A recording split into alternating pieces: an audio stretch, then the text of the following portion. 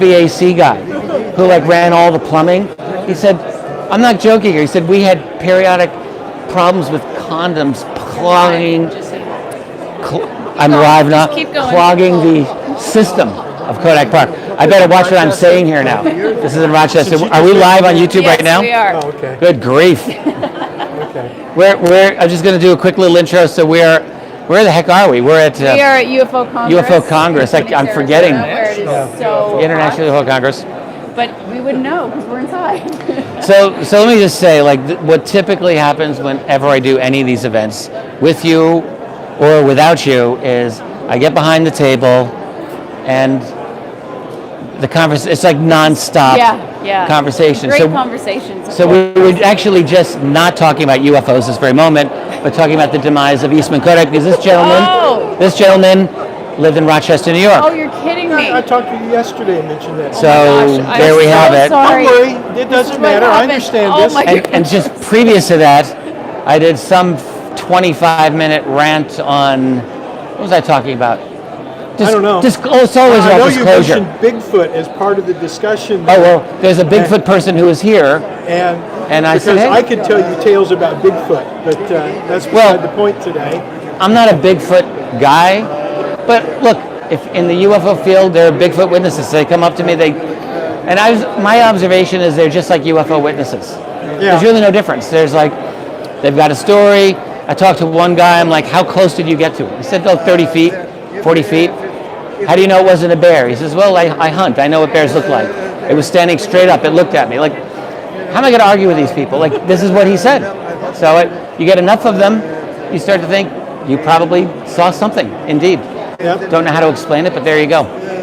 If you want to learn about them, talk to Jeff Meldrum. Yes, indeed, Jeffrey Meldrum. Yeah. I interviewed him on one of my programs on YouTube, actually, and he is the knowledgeable person for sure on that subject, out of the University of Idaho, I believe. Yep. Yeah, or Idaho State, or It's Idaho somewhere State. there. Yeah, Idaho State. Yeah. Absolutely. So am I supposed to keep talking here? Because I'm still live? Yes. Am I going to talk to the camera?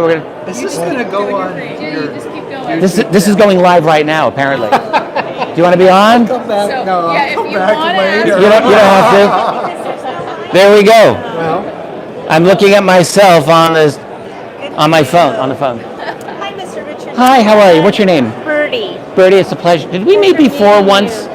You have a familiar name? I No. don't recall. Probably not. Well, Some it's I very nice. will. How do you like being here? It's been great. Thank you. We've enjoyed it a lot. And your presentation was wonderful, Tracy. They're telling you you did a great job. Thank you. And I was asking if you had a book. I do not.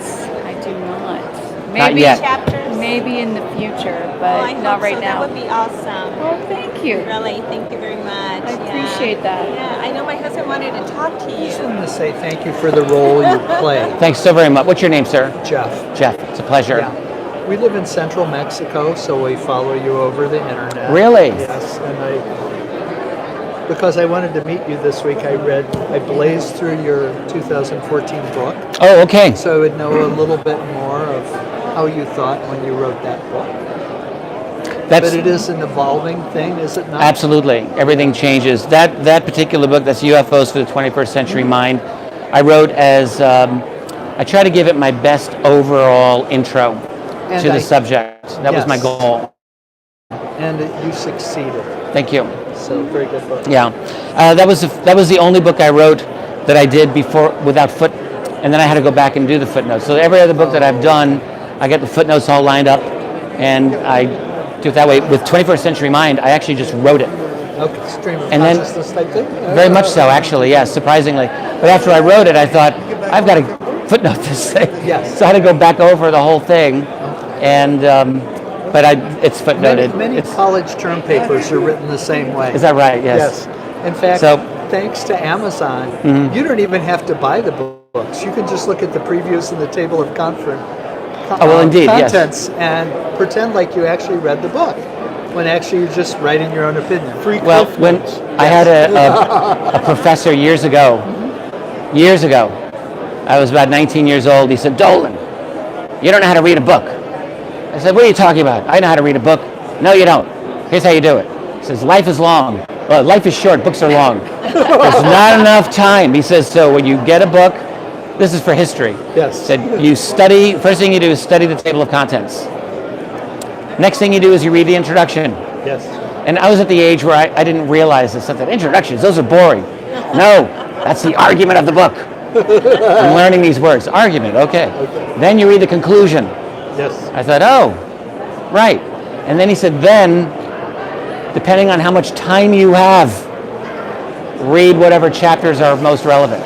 And that's easy, like once you're really experienced, you can do that. But when you're a kid just starting When out, you're 19, like that's hard to do. Yes. Like you really got to go through the grunt work and go through it all. But I've never forgotten the advice. It's actually really good advice. It's like you learn what is the argument, you study the structure, learn the argument, and then you learn how well is that argument made, I guess, depending on your time commitments. Well, I appreciate your relentless search for the truth. And one of the things that I've been thinking about is I heard a comment made about someone in the field. And the comment was, he's all focused on their transportation system. I want to know why they're here and I think that's a great thing to be focused on. Well, the reason I think is that if we have their transportation system, it will tell us a lot about them. You're doing a deep dive into one aspect of their technology and society, it seems to me. Well, so it seems I like agree with you. You would know something of their physical structure on the basis of the layout of the ship, of the interface between the pilots Right. and the ship. It would let you know how much they're using their hands, how much they're telepathic. There are claims, and let's be clear, there are claims. It's not the same as proof, but there are claims of people who have encountered, such retrieved objects. Right. Some intact and some not intact, and at least the claim is that we can learn a few things about these beings. In the UFO field, everyone argues about everything. Yes, And of course. so there's that. But I agree. I think studying the transportation or propulsion, or in fact, later this afternoon, I will actually be touching on this because I think it's very important to talk about a key lecture given a little over a year by Dr. Hal Puthoff, who it's very obvious to me that when he gave this lecture, which was in June of 2018, I don't think he was expecting that to get out to the public. It's a very strong impression I got from him. When I told him that his lecture was available, he was definitely surprised. So I think he wasn't expecting. But in this lecture, he's talking about what's now famously known as this metamaterial. And his analysis plus some other analyses can lead people to look at propulsion systems in a different way. Like typically we think of claims of people like Bob Lazar and Element 115 and how that's able to create a bubble, a space-time bubble around a craft. But this material, which presumably would be the skin of the craft, that might be the thing that actually is doing it.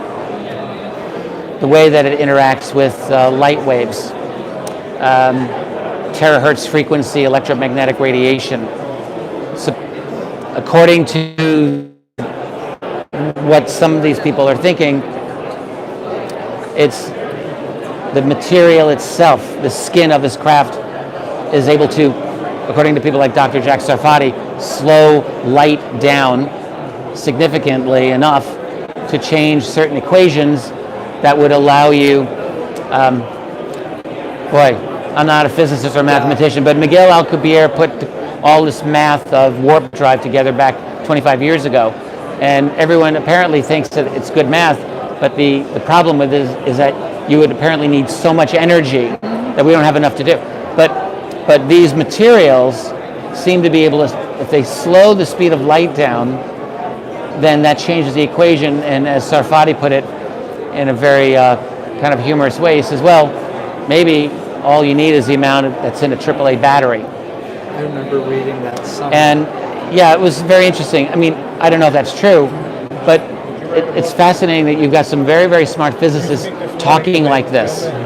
Well, you're looking at a formula with a bunch of constants with hopefully just one or two variables. And if one of those constants can be changed to a variable, Right, that's exactly, how you would achieve exactly. it. And I think there's got to be an answer in there somewhere. Well, there So- are people that say that there's a mistake in our math. That if we had Right. if we had better math, we would have a greater understanding of how this is potentially possible. Well, and maybe that's it. Speaking as a non-mathematician, I would say it's probably true. You know, we probably do have limits. I didn't know what they are. We just haven't figured out all the math yet. Right. One of your So- friends wants to know if you're currently in contact with a government whistleblower. Am I currently in contact with a government whistleblower? No, not someone that I would say is a true whistleblower, but I am in contact with some quiet, knowledgeable people.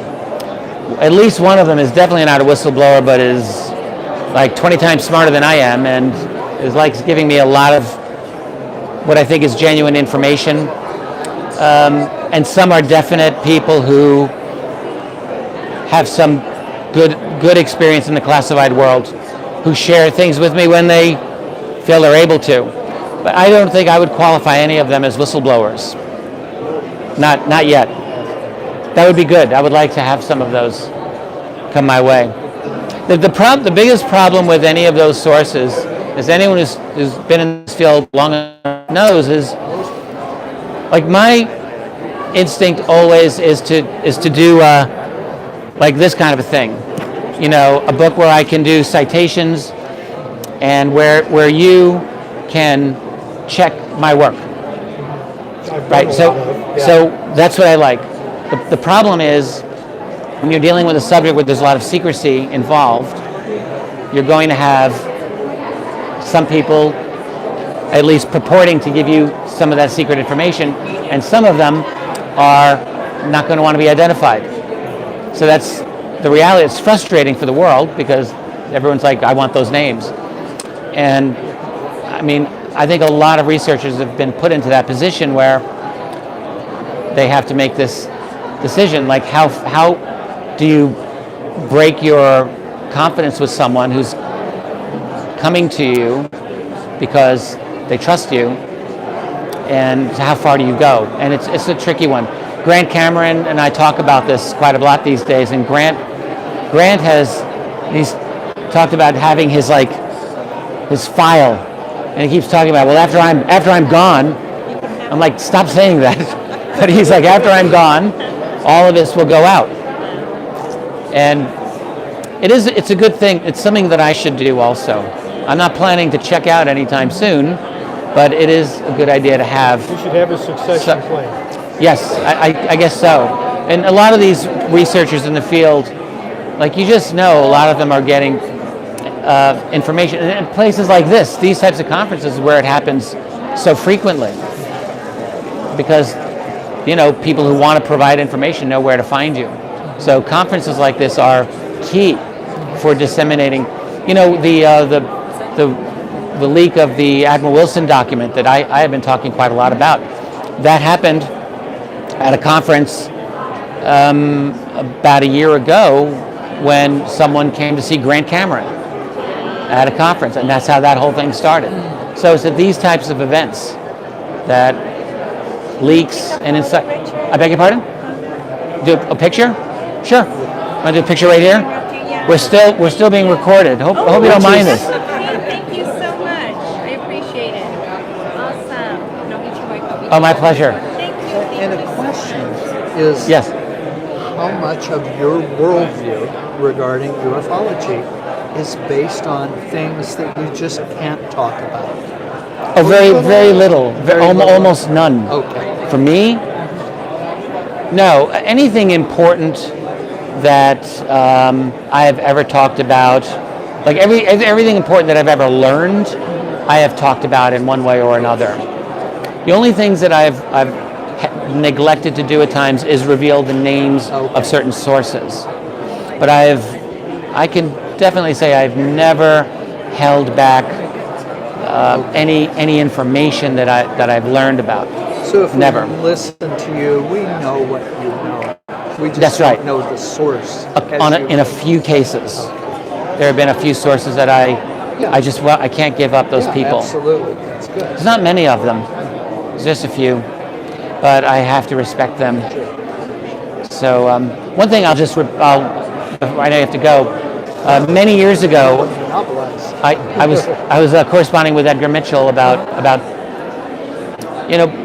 back in '04 and a little bit later. Mitchell told me that he had 2 ultra elite contacts at the time who told him explicitly about the existence of alien bodies and alien technology. That's Edgar Mitchell, Apollo 14. That's not a trivial statement. And he never gave me the names of those people.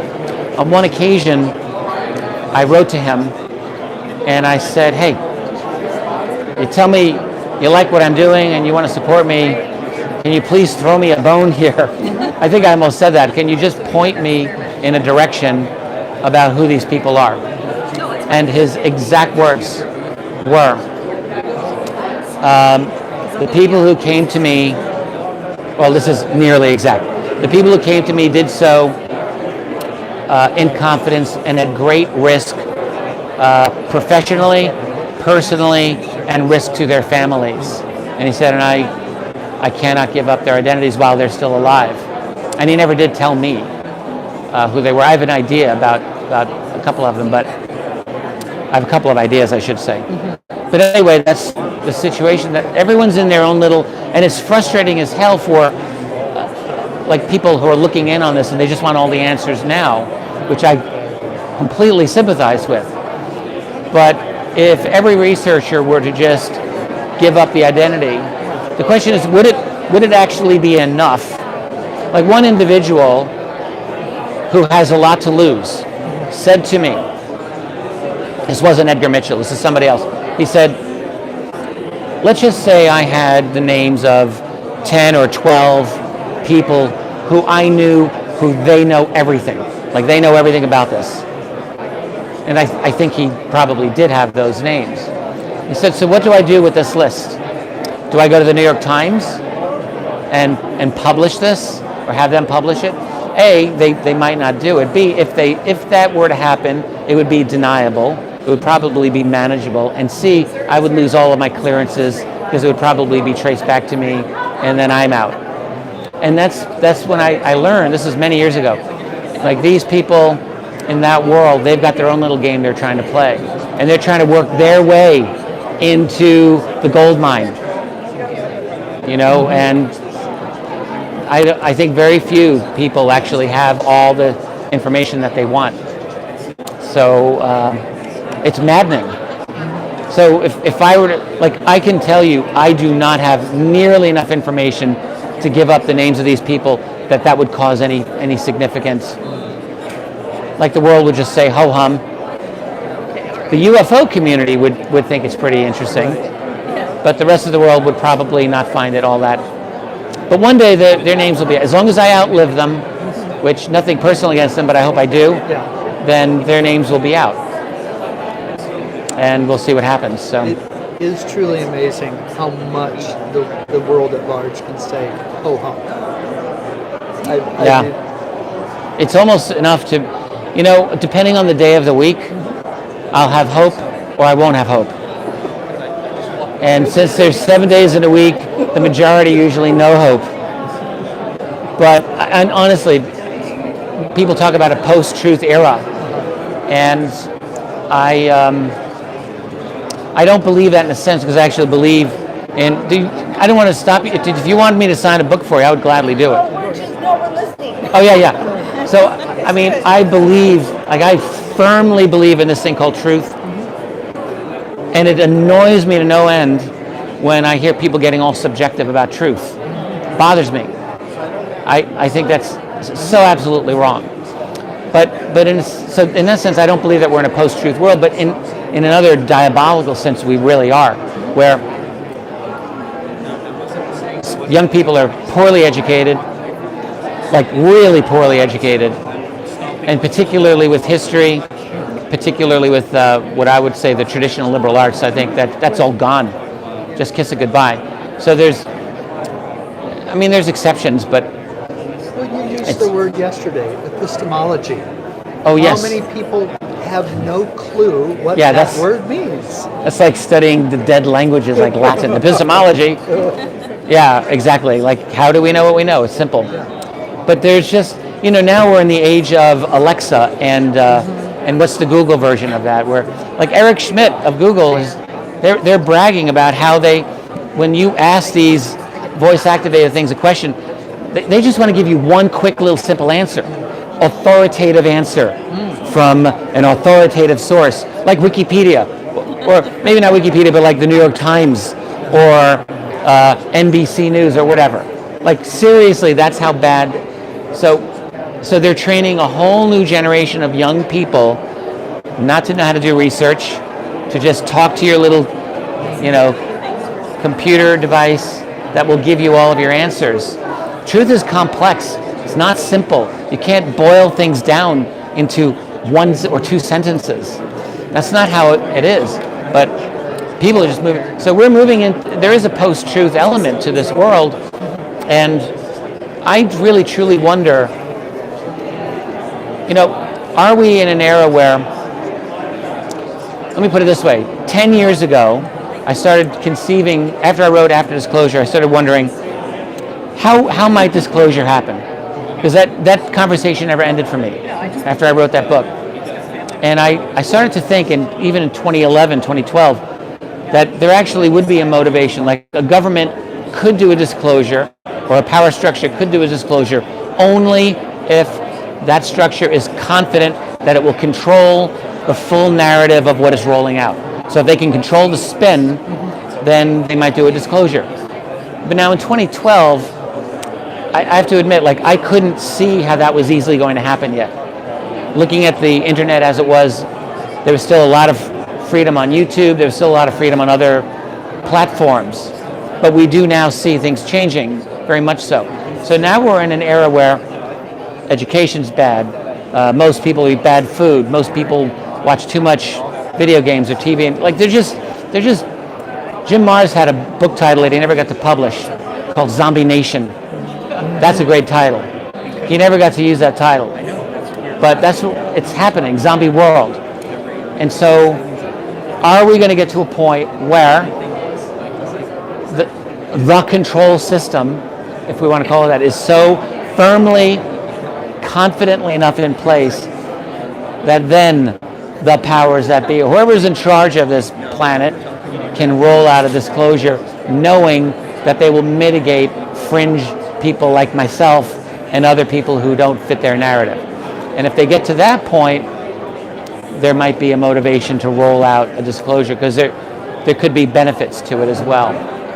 So that's always been my fear, and I do think that's definitely a fear to worry about. The only place where I disagree with some people today is on what is TTSA. And I'm going to fully admit, like, I could change my opinion next week about them. But where I am at with them is that they're not a CIA operation. I do believe they are a faction from within the classified world that has their own agenda for promoting their version of disclosure. And it's a limited form of disclosure, without a doubt. But, and I think that they have enough allies within their nexus of power that they were able to get a couple of videos declassified, and they're able to get a little bit of help and support from the media. I also feel that they probably have enemies as well. So I think what we're seeing with them is a faction that was able to squeeze a little bit of toothpaste out of the tube. And that's been augmented by unauthorized leaks altogether, like the papers, some of the papers of the late Edgar Mitchell, which have come out in the form of the Wilson document and so on. So I feel like we're in a speeding up era, and I don't really know where this is going to end up. I don't know if it's going to end up in a good place or a bad place either. So I think a lot of things are taking us to probably a bad place, to be honest. I'm just being Is an armchair futurist. right. Yeah, I'm not encouraged by If you look at the whole history of humanity, we've only had the briefest window of actual freedom of expression, really less than 200 years in Western civilization. And much of the world still hasn't gotten it. But in Western civilization, we had about 2 centuries where you could say things and not be tortured to death. So prior to that, that's why secret societies were created, really, because they had to have the secret handshakes and they had to watch out what they said, because the church is going to come get you. Right. But in 2 centuries, we've had this. Is it progress or is it an aberration? And you may wonder. We may look back 100 years from now. People may look back and think it wasn't progress; it was an aberration. Because now we're moving back. We're not just rolling back control over the internet to like 1985 versions of what TV was. They're not quite there yet, fortunately. But they are rolling it back, but also at the same time creating a 24/7 surveillance network. Do you need me to sign something? Yes, for David and Carol. Hi, guys. Carol with a C, I assume? And E? CL. Okay, perfect. Let me sign this. I'm glad you came back. I'm so sorry. There's just so much going on. Please don't apologize. Okay. Please. I knew you guys were like crazy busy. I had no idea it was crazy busy. Oh, no. I talk a little bit too much. That's my thing. I hope you guys enjoyed this. Appreciate your work. That was the hardest thing I ever wrote, so I was joking. I say it took 5 years off my life. I think it actually did. That's the book that made me go gray. So hope you enjoy it. Have a good one. So I just wanted you to know I really like what you wrote.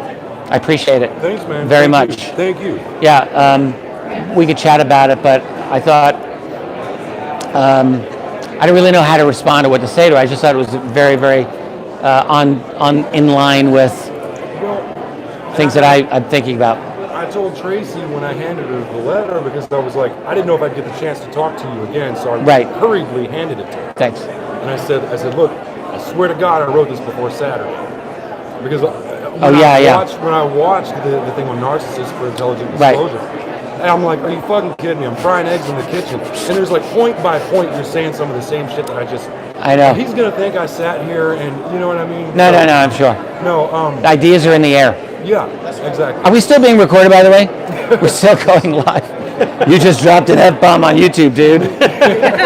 You're gonna get my ass demonetized. You did, there was one. It happens all the time anyway, so it really won't matter. There was one a few months ago where you Talk to them and go with them instead. Yeah, right. I'm sorry, what? I caught you dropping just the one a few months ago. Dropping a bomb? Yeah. Well, in private, I do it all the time. It's like a bad habit. That's what cracked me up. It was fucking hilarious because it was like, you see the look on your face is like, ah, shit, you know? I said it again. Dude, you get that sense. What you guys are doing with YouTube, with especially intelligent disclosures, right, is incredible. Thanks so much. It's great. It's like incredibly fun. I get to work with Tracy. She's tremendously fun to work with, and we've got a great, I like being on camera with her. It's fun going back and forth. Well, and she brings some class to the act, right? So. I totally agree. No, I could not agree more. You get the impression, you get the distinct impression that from interviews with you, from other podcasts that you do with other guys, you get the distinct impression that you're the kind of guy who's just like, it's bottled up and it's going to explode. You know what I mean? And no, I don't mean in a bad way, but when you see glimpses of that, like you dropping the F-bomb, and the kind of open candidness that she brings to what you do when you're recording things, it really adds a lot of warmth, to me anyway. No, I appreciate that. It not that there was anything that you would be averse to in the first place, but that it accentuates and complements the things that make it a little more approachable and human, in my opinion. Right? No, I needed that. Honestly, I know you guys bust your ass, and what you're doing is amazing. It's best. Thank you so much. It really is. Yeah, I'm very grateful for that. And I honestly, the truth is, I feel very lucky. Yeah. Like I get to study something that I'm fascinated by. It just motivates me, and I have a partner that I love working with. I mean, she's the best. And then every so often I get to travel and meet interesting people, like you guys. Like that's actually for me. How did that happen? Did you grow up on the road at all? Did you move around? No. I was born in Brooklyn, grew up there and Long Island, Right. and did almost no travel. Yeah. I had relatives who lived in what we called upstate. I was in Poughkeepsie, so not much of a drive. I didn't really do a lot of travel at all until really after I started going to college, university, and then I started to do some travel. But why did you ask? Well, because I grew up all over the place. You were talking about one of the things you enjoy is traveling. Oh, yeah. Meeting so many people. My whole life, from little bitty guy, diapers, was that. Basically. Oh wow, okay. I feel like I travel too much. The truth. Yeah. It's actually it's a little too much. Like I enjoy it, but I've got to figure out a way not to do it as often because it does. I'm getting old enough. I'm on the shy side of 60, and the truth is my body feels it more than even 10 years ago. So it's a little harder, and I feel like I still benefit from the travel because it's this mental stimulation that I get a lot out of it. Right. But I think I would not mind slowing it down a little bit, to be honest. Yeah. So I think at some point I'm going to figure that out. Do you see the expansion with things on YouTube and the expansion of Richard Dolan members? Do you see that opening that possibility up for you to be able to? I do actually, yeah. So YouTube and running a website is giving me a breathing space that I've never had. Yeah. Honestly, I've never had my whole life. I've never had breathing space ever. So I have, and not that this is breathing space because it's constant work all the time, but I don't have to travel quite the same way. Well, I mean, I just plugged through the first. Dude. Oh, it's my first book right there. Oh yeah. I wanted to get these signed if I could. Oh, please let me. Yes. And I want to buy volume 2 as well. Yeah. I hope if you enjoyed volume. This was my first book. It's the second edition, but it's really my first book. And how long? This was my education. So when I started researching UFOs, it was 1994. Okay. I started writing this book. Probably, it's hard to know because this morphed from a personal research project. Yeah. What I started doing was I created a chronology. Okay. So I decided I want to have a chronology of all UFO events from all the sources. So I wasn't initially planning to write a book at all, but in all of '94 and '95, I read scores of classic UFO books, and I would pick them apart for factual information. And for each book I created, just on a word processing page, I retyped all relevant passages with the citation and put everything in chronological format. And I did that probably 200 times. And at some point during that project, I thought, wow, I started combining the chronologies. I thought this is actually, this would be a good book, and that's what this book was. So writing this book was my education in the UFO field. I had zero knowledge of UFOs when I started this project. You said you had, if I'm not mistaken, you started with Tim Good's Above Top Secret. Right? Yeah, that was the first major UFO book I bought. That you got. Above Top Secret. I read that book and I thought, wow, this is a really good book. And then I had to read it a second time to start going through it for factual data. And then through that, I learned, you go through bibliographic searches, so I learned about, the classic books by Donald Kehoe and the Lorenzens and David Jacobs' masterful PhD dissertation, The UFO Controversy in America, which was a great bibliography. And that led me into all of the old books. And the next thing I knew, I was just putting them all together into this big chronology. And then I thought I could write my own book. Did you move straight to Kehoe from Above Top Secret? Probably, I could actually go back through my records, which I still have. Kehoe was extremely early on for me. Yeah. So I read Tim Good first, that I know, and I'm quite sure Kehoe's 1953 book, what was it, Flying Saucers from Outer Space, I think that was either the second book I read or close to it. Yeah. I went through, and then finding Kehoe's early books. This is the 90s, so it was not, I had to go through interlibrary loan. I had to do all of that stuff. Used book, I had a good friend who was a used book dealer in Rochester, New York. That's a good friend. Chris Rossi, if you're listening, Chris. He's a great guy, and he worked at a then active used bookstore in Rochester, and he was into UFOs, and he helped me find a lot of stuff. So that was really, so that's how I had to do it. There was really no web to work with in those early years. Yeah. Not really. Yeah. It was useful for certain elements of research, but there was a lot that was missing. Well, remind Yeah. me, my memory of it was that it was a lot like somebody has a new video game console. You know, I was a teenager when the internet was starting to really blow up. Okay. And so it was kind of like, if you had the money, it'd be fun to have that cool thing. And what got me was that I never expected, you knew it was going to change the world. I never thought it's going to be in your pocket. That's what got me. The idea. I think very few people were able to predict that.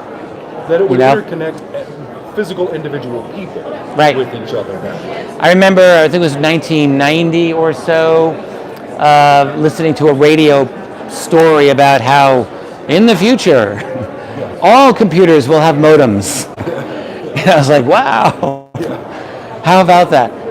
Yeah, I remember the days when you bought a modem separately and installed it. I did that. Yeah, we've gone through a real revolution in our society with all of us, of course. And I was just saying, I think I said it while we were still live streaming. I think the era of freedom of expression, you know, for the last 200 years, I think Western thinkers were going under the assumption that this is progress. This is a new permanent win for all of civilization. But it's entirely possible that it won't be. It's entirely possible that moving into a kind of bizarre new version of like a social credit score system like China's got can be implemented worldwide easily. It's not hard to see that happening, along with 24/7 surveillance of everyone. So there's no privacy, which means there's no freedom, because there's no ability for anyone to speak up without dangerous consequences. So things, you can easily see a rollback. And you see it in education, the way that young people are being miseducated, poorly educated in my view. So you can easily see a rollback of true freedom of expression and freedom of inquiry. You use the word aberration. Right, yeah. What do you mean exactly? Well, in all of human history, freedom of expression was non-existent. I mean, with a very few exceptions. And almost pick your geography, it really wouldn't matter. Most people, if they were true free thinkers, had real problems and bad repercussions, and sometimes they'd be killed, and sometimes they would just be imprisoned, or sometimes they would lose their career. Right. So that's the norm. Religion's dominated. Absolutely, and so what happened, of course, slowly, in the West, in Western civilization, thank you, Western civilization, you had a number of people promoting a different way of living in this world, which was that of a secular way, and a way in which knowledge was separate from religious divine revelation. Scientific revolution. And of course it took a long time for that to have its impact on society, but it did. And in the last 200 years, and really people love to rag on the United States, but this is a great gift that the United States has given to the world. If there's any truth to American exceptionalism, it's this, which is the American system of government that was created intentionally in the 1770s, based explicitly on freedom of expression, freedom of inquiry. Like how radical that is, like that's unbelievable. And so it's a true idea that was codified. And so people could think, this is the march of progress. Sure, America's not perfect. Sure, they did a lot of horrible things. All right, but there's this idea that's the salvation, the saving grace. But the real question is that progress or is that an aberration? And so I grew up thinking It's progress. Right. Like we all thought that. And maybe it is, but maybe it isn't. And maybe if you take the long view of human civilization, we might, future robot historians of the human race might say, well, that was an aberration. Because, well, I guess the last thing I'll just say is, look at a society like China, like right now, with the social credit system in place. And I don't know many Chinese people, but I know a couple, and it's absolutely clear that they are in terror of saying anything against that social credit system. Because they know, like the hammer will come down. And so when you intimidate an entire population, that's over 1 billion people there. 1.7, I think. It's a lot of people. It can be done anywhere, and it's going to be done here. And increasingly, you see it happening. Like it won't really happen here until people, like of a certain age, just die off, like my age, like old, yeah, from the before times, right? Like seriously. But the people who are raised in the new mentality, they'll be easy. No value whatsoever placed on privacy. Not even an interest in it. That's kind of weird to me. They're not. I always kind of assumed that was at least partly instinctual. Yeah. I want some fucking privacy. It's amazing to me how many people who are only 5-10 years younger, like you said, no interest. It's like, in fact, it's not like, it's that we have gone through a revolution and we didn't even realize it. Yeah. It's like if you think about, every revolutions are all different. It's like to think of China's Cultural Revolution under Mao. That was horrible and bloody and violent, but it was an ideological revolution in which if you said certain things that were now deemed to be bad, well, too bad for you. Yeah. So now we're in an era where you can see very clearly, all right, we have gone through a change, like it's already happened. And this is why people's careers are still being destroyed over something they said 10 years ago, because that was in the before times, before people were enlightened enough or woke enough or whatever enough to say, you're a bad person because you said that thing 15 years ago. Yeah. Dave Chappelle just did his whole thing on this on Netflix, which I just watched. You saw that? Yeah. I haven't seen it. Flack for that? No, Chappelle was like right on. I mean, he's the kind of guy you And I'm going to say this on YouTube, I don't care. Chappelle, it's called Sticks and Stones. Yeah. Yes, aptly titled. I want to see it. I haven't seen it. It's on Netflix. It's free. Go check it out. But the thing is, all I'm going to say is it's clear that we've gone through a sea change sufficient that I think it can be called a revolution. Like we've already gone through it, and the question is, will it be rolled back or not? But I don't think it's going to be rolled back. I think this is the new normal. That's kind of where I was getting at with that question, is that, you're saying an aberration, maybe things go back to censorship as extreme or even more extreme Right. than they were before. Right. But isn't it kind of a fatalist point of view, rather than calling this a setback? Well, I'm not interested in being fatalist or non-fatalist. I'm just interested in asking myself, what does it look like? Yeah. Like I wouldn't characterize myself as a fatalist, Yeah. but I wouldn't say I'm not a fatalist either. Like, I think we have limitations in what we're actually able to accomplish. Yeah. There's a big stream of history, and I don't want to delude myself in thinking, oh yeah, I'm just going to change the course of history. Like that's probably not going to happen. So if you have a little bit of a positive effect, then good. Yeah. Be happy with that. But I guess, look, I say this all the time. It's a cliche, but I don't dig I don't like utopians. And the reason I say this all the time now, but it's really true, because I think this idea that somehow we're just going to make the world a better place. We're going to here's a problem, and we're going to fix this problem. Well, probably you're not going to fix that problem without screwing something else up. Exactly. Yeah. Because everything's complicated. So you get, whatever the problem is, like you're going to try to fix one thing. Maybe just don't touch. Maybe that's the best thing. Don't touch. And fix the things that you actually can fix. So when I meet people who have really grand ideas about really fixing everything, I get a little nervous around them. And the main thing is, this is one thing I learned. I did many years of studying Marx. Like, I read probably 4 or 5 books by Marx back when I was 19, 20, 21 years old. There's people who know him better than me, but I know it pretty well. And then I read all the critiques of Marxism as well.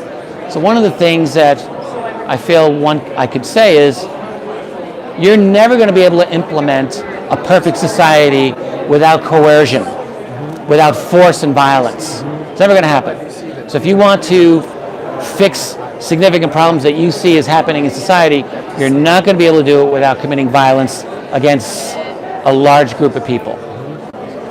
That means killing people. So that's why utopian philosophies like the communist revolutions, the Bolsheviks in China, and Pol Pot, let's not forget him, or the Nazis, like, they're not going to be able to create their vision of utopia without killing a lot of people, because those people are in the way of their vision of a perfect society. Now, there's a lot of young people today who say, well, we're not interested in violence, we're not about that.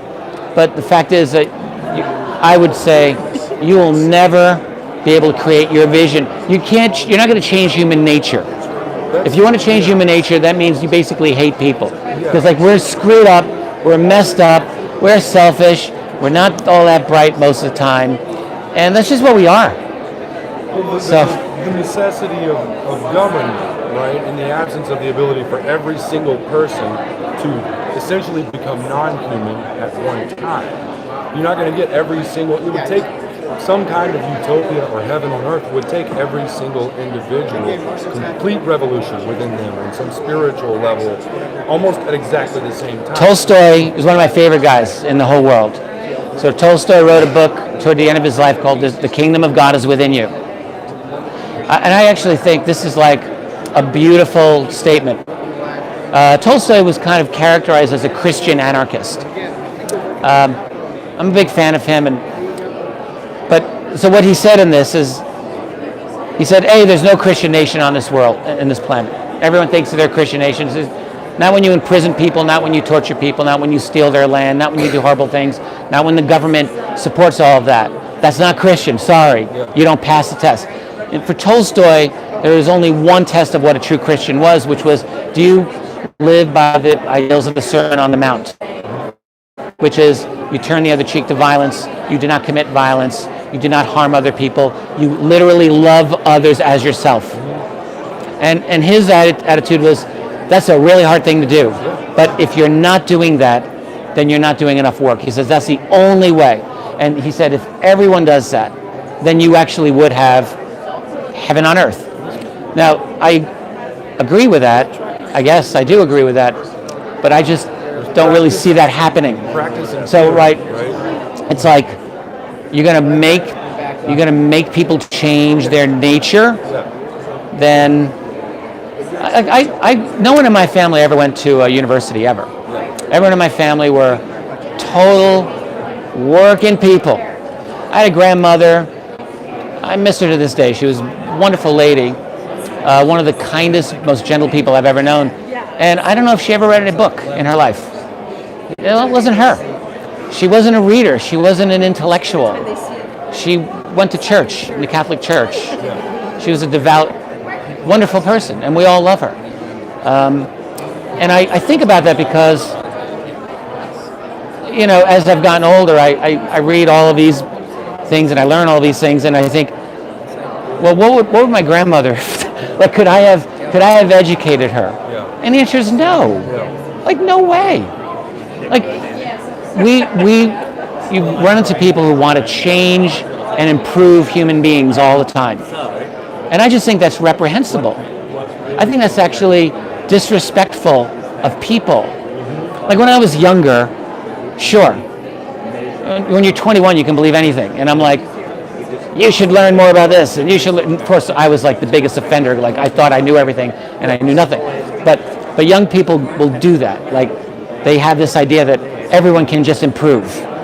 And I don't really, no. That's actually not true. And it's unfair to expect people to be what they're not. So I probably lost like half any fans that I've ever had if they're hearing me bitch about this or that. Maybe we should wrap this up soon. I feel like, It's been an hour, whatever. are there people listening to this? 2,000. 2,000. Well, his hearing is better. Word. I'll just say this is typical, like every conference I do is exactly like this. This is,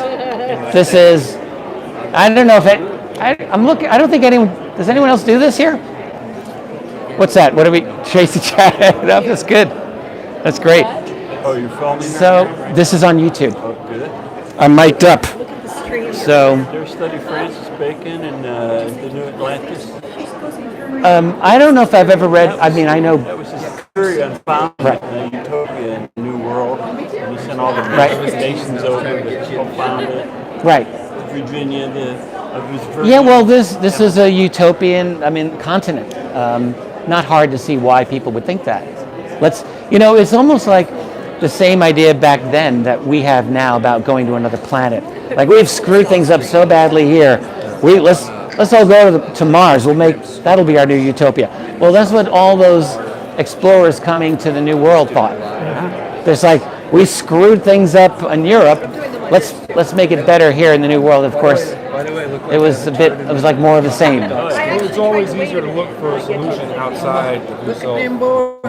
Changes. Absolutely. But we did pull a different experiment over here than they had here. Yeah. Absolutely. Like So for sure. It wasn't completely just bringing the screw up over here. Look, I have a Not lot of completely. I have a lot of idealism about American history, and I'm not so revisionist that I would just throw that out. I think there's a lot of great things that happened when people came here, and there's a lot of violence, and that's absolutely true. But there's a lot of great things, so I agree. As far as changing people, look, I think the best we could do is we work on ourselves to the best extent possible. Go easy on our friends and family. Don't be strident. Don't be fanatical. Like, How do you that's it. How do you find that? Because that's kind of your shtick, for lack of a better word, is the sane, reasonable guy. Well, that's easy for me. Honestly, for me, studying UFOs, so that automatically puts me in crazy town, according to a lot of people. But UFOs, like any other subject, can be studied scientifically and responsibly or not. Like the subject is irrelevant. It's how you approach it. So yeah, I try to approach it as carefully as I can. Well, how do you? That's it. I'm sorry. No, so what were you going to ask? How do you keep from getting disgusted or frustrated to the point of just saying, "Fuck this," I walk away. Like I'll do it on my own time and not. That's what I'm getting at. Like, okay, so it's a personal thing. I'm not good for a lot of other things in this world. What else can I do? Like, who's gonna hire me? Like, I'm kind of useless for outside employment at this point. And the UFO subject actually has never once bored me. Yeah. So I'm still engaged with it. So I still enjoy studying it. So I figure, I'll probably study other things. I study other things all the time. Usually late at night, reading my Kindle. I'll read other non-UFO related things. But no, but the subject, the field can be very annoying. Yes. There are people in this field, and I know I'm being recorded, but I don't care, who are absolutely, utterly disreputable, who are have no integrity, and I will refuse to mention these people by name because I'm not interested in the hassle, to be honest, and also it's just a bad idea to go on the record because that goes for all time. Tracy, And- do you want to pin up that other one? And not productive. It's not. And it's a waste of time. Yeah. But the fact is, this field, it's not unique in that it draws such people. There are other areas of endeavor that draw all kinds of shady characters, but the UFO field does. And this is what I was saying last Saturday on my live stream. Like I have so obviously noticed how there are there's a certain element of this culture in this community that draws those types of predators, and they feed on it. So it's just how it is, and it's unfortunate, and you could say it's disgusting, but it's never prompted me to want to walk away from the field, because the thing is, it's not about personalities. It's always about the subject. It's always about the subject, which is fascinating. It has a tendency to get its hooks in you, for sure. Now I'm just going to say, you told me in your note that my first book, which I will sign for you, kind of rocked your world a bit, or it transformed elements of your worldview. And I know that's like because I went through it as well. When I read Tim Good, and I got into like what was then the early version of the internet with UFOs, the bulletin boards, that did it for me. And where was I going to go with this?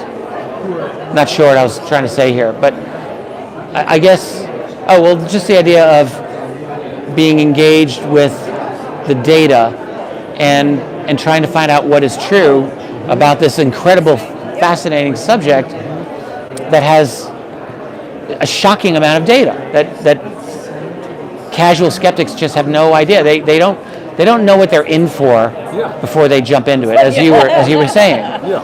So that's what keeps me going. And like I said last week, it's what King Oliver said to Louis Armstrong: stick to the main line, kid. And a couple of people wrote to me after to confirm that was a true story in jazz history. How do you feel about the series Ancient Aliens on TV? What good it's doing? Ancient Aliens. So I've been on that a number of times. So yeah. Do you like it? Do I like it is a tough word. So this is what I would say. I would say that it's obvious a lot of their episodes are total stretch, unwarranted conclusions that they should not have made. You're lowering your credibility. So you're making it better by you being it's on a tough. It, all I can do is be responsible for what I say. So people complain to me all the time. They'll say, "You're going to a conference where so and so is, and you're giving that person credibility," or "You're on this show and you're giving that show credibility." And I just think I can't control these people. That's right. So with Ancient Aliens, I would say this: despite all of the problems with it, and there are many, there's been something that is done on a cultural level that I don't think has been all bad. So I think you've had an entire generation of people growing up with this idea that there's aliens. And so I would say they're not getting the academic rigor that you'd want them to get, but it's TV. I mean, you try to give them the best. It's TV. You best with the medium that's available. Imperfect. Very imperfect. I like when you're on there. For the record, they don't pay squat. So I just want people to know, like when you do an Ancient Aliens episode, I probably shouldn't even be saying this, but you do get publicity, so there's that. You get some characters on. You get a little bit of Giorgio. I should probably just back out of that whole thing. That's why I said he says that a lot. Lori's like, shut up. They'll pay you for your time, but it's nominal. You're not getting, you get no back end stuff. Not like, at least I don't. I don't know if someone else does. I don't. I'd also like one of your first books there. Oh, this one. Signed. Oh, I'll gladly sign. Let me sign these for you, Isaac, if I may. And I don't know how long you want to go here. I'm just waiting for Tracy and then we can wrap it, yeah? Were you getting Tracy on camera at all? Yeah. Good. And I want to grab another one, then I want to get volume 2 as well. Yes, I've got that here somewhere. I should probably get some lunch sometime soon. I'm a little... Yep, I've got that for you too. Okay. I forgot to have lunch. So let me get this one here to you.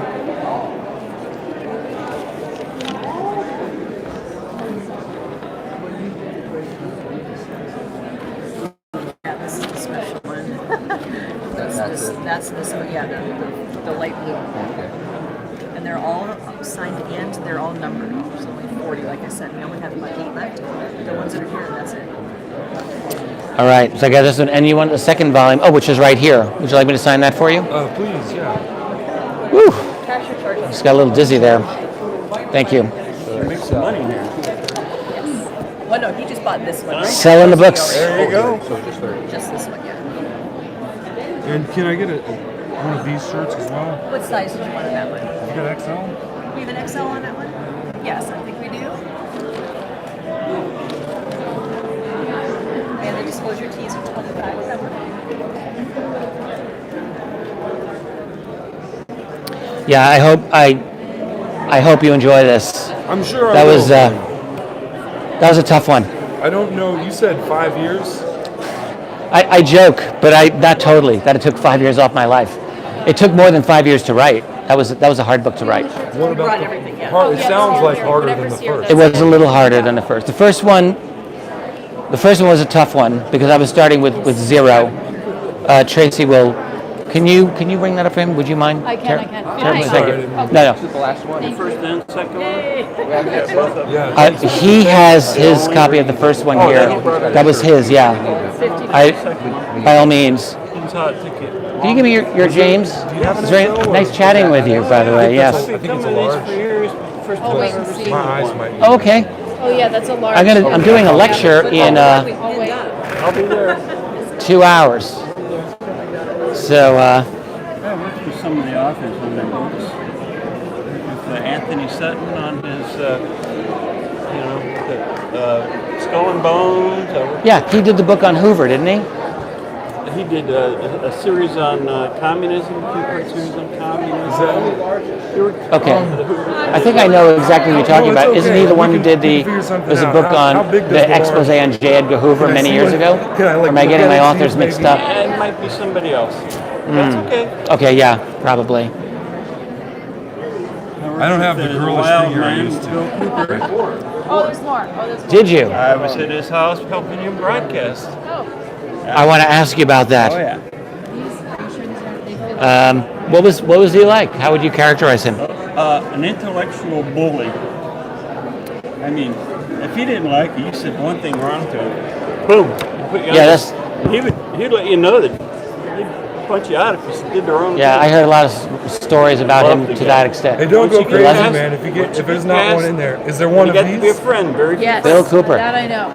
Now, do you have thoughts about his shootout that Oh, ended yeah. his life? Yeah. What do you think happened?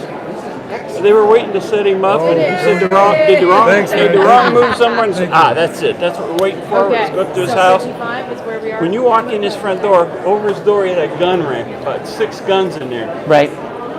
And we'd always walk in the door, and he'd look up and say, just remember, I get the bottom By one. the but way, that was if they come after us, enjoyed our we're chat. we're ready to shoot it out. You got to be one of the most rare people around. I don't know if there's a lot of folks around who knew Bill Cooper well.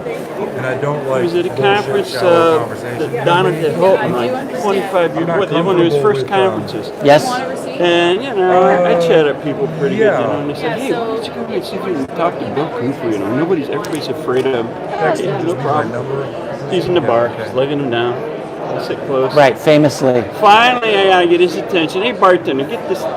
I think it's Bill Cooper. Get him a drink on me, He looks. No, I could talk. What are you doing? And it's hard You for working me with to the government? have, Nah. awkward I if start it's not talking like to him. a serious sit-down convo. Finally, I got his So, confidence. I know you showed him guys are some of the work I crazy did with busy, some but I other authors. appreciate you taking the time. Right. No, I appreciate And he said, well, I said, I'd like to help you with your radio show. He did that hour thing on his. Yes. I listened to him a couple of times. He says, He was a very unpleasant guy on the you radio. want to come to my house? I said, yes. It's an invitation. He goes, Very okay. much enjoyed. Go to a bus station and sit in there. Every now and then. Get on a Greyhound I bus. get the impression Come up to this that you guys rinky-dink have little more station. about He said, when you get off the bus, sit in there. whether I'm right I'll or be wrong, buying my that truck and pick you up. you're dead This on. man's talking about Bill Cooper, just in case. And we went in there. You didn't know. He just drove around. Right. He says, I told him you'll we never bought some remember where we're plastic. going. He says, I'm trying to confuse you. But finally, we got up to his house. It was Right. a joke. And he says, well, here's my house. And notice it's at the top of the hill. I can see down from any direction. He says, every once in a while, there'll be a helicopter or something. He said, but they're looking for me. And you saw these helicopters yourself? No, but he made You me were saying- believe. I have a question. So I never met Cooper. read his material, listened to a couple of his podcasts. I thought this guy is a piece of work. That's really what I thought. But the question is, not the question. My personal conclusion was that he probably had, like when he was in the military, he might have seen that UFO come out of the water, possibly. But I also felt this is a man who had the incredible ability to believe his own lies. Well, For example, the whole Kennedy assassination thing. yeah, that's So he gets all worked up over that. Yeah. And like, that's complete nonsense. But he's talking about how, oh yeah, when I was in the military, we got briefed and we were told that it was the driver that shot Kennedy. And I'm like, you're full of it, man. That's right. So he gets accused, his whole career gets dumped down the tubes because of his crazy little... He needed attention. Yeah. And the JFK story was a good one. Right. But every day while I was up there with him on his broadcast, he'd get phone calls from England, British intelligence. And they would tell him... Really? Well, the CIA is not supposed to work in America on Americans. But use British intelligence to find... Before they knew about Echelon, it was in operation. Right. So he'd call his friends over there, and they would give him information about people in America, things to study and look up. And I have to shake this man's hand. Mr. Bill May, how the hell are you, man? Lovely. We're doing live streaming on YouTube right now. I just want you to know that's the camera. Yes, that's the lovely wife. This is my wife, Tracy. Hi, Tracy. Tracy's Bill May. Old friend. Bill, very nice go to right meet you. back. Great guy. Nice to meet you. Bill and I go way back. We play some harmonica together. Yeah. Did you bring any harps? No, I didn't bring anything. People ask me if I brought any harps. I had didn't bring anything. I had to fly for the first time in history, and I just traveled really long. Oh, seriously? Yeah. You didn't ride But your I'm Harley? I'm living in Nashville now. Oh, wow. Great. Yeah, so I can come to East Coast gigs. Yeah. Good. I'm so glad you're here. Yeah. Great to see you. Because I won the free tickets. We last hung year. out with Jim Mars. We hung out with I spent we a had lot of time great at times. Jim's house and stuff. Yeah. I rebuilt his car. I worked with some with Jim Mars. And by the way, this man does a great Steve Earle repertoire. Yeah, Yeah. Happen? That's a good question. Well, I think we should probably wrap this up, We've Lori. got a new book. What do you think? We've been going a long time. I'm very glad we're doing the live stream. But so anyway, but before you hang it up, Yeah. My you're specialty a little more Bill Cooper here. was genealogy, so that's Yes. what I did for Anthony Sutton. Okay. And then I told Bill, that's what I do. And he says, well, can you do some genealogy for Behold a Pale Horse I'm writing? I said, sure, no problem. So I supplied him with a lot of the information in his book on that the good, the bad, and the ugly of American intelligence and government. I'm pretty sure Anthony Sutton wrote the book about Hoover, in which came out that Hoover liked to Where's pink wear dress? dresses. I think that was Anthony Sutton, wasn't it him? I don't recall that one. Maybe someone will correct me, and if it isn't, if it's not Sutton, it's Anthony something. Well, he worked out at Stanford University, and he had a pretty good career until he started doing UFOs, and then The third rail. Yeah, they kind of bounced him out. So Well, all right, I'm going to thank you, James. Can I use your last name here? Absolutely. James Phillips. Knew Bill Cooper when Cooper was doing. the hour of the time. Yeah. Amazing. Well, I did earlier in college. I did radio. Oh well, work, I just want to ask you. I didn't finish it. So, how would you rate his reliability / truthfulness / accuracy? He had a lot of inside information that he worked his way through and found out. He might have elaborated a little on some of the stories, to make them more receptible. But the basic truth was in a lot of his stories. And then he did get a lot of intelligence from England. One thing that I observed about him is he was maybe the first researcher really to talk about the behind-the-scenes power structure. He was big on the Jason Society. That was That's his what I thing. worked on with Anthony Sutton. So I rolled that over These to him. behind-the-scenes, the machinations. Like back in the late 80s, I don't know if anyone was really doing that until he started doing that. So that's one thing about Cooper. All right, look, we got to wrap this up. I'll see you in a couple hours. A pleasure, James. To be continued. Bye, everyone. We'll do this again sometime. You got this signed for me, or?